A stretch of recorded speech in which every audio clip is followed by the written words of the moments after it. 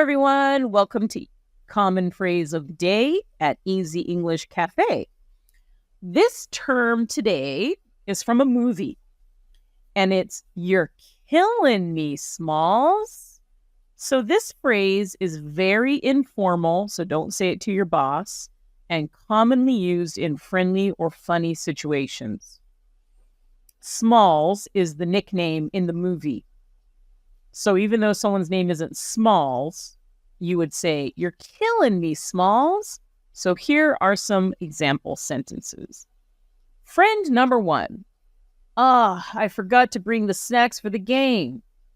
Friend number 2 says, "You're killing me, Smalls." You don't know how to tie your shoelaces yet? You're killing me, Smalls. Every time you lose your keys, I'm like, "You're killing me, Smalls."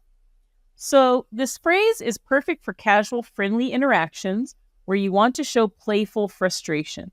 It's not meant to be rude, so only use it with people who know you well or in a lighthearted situation.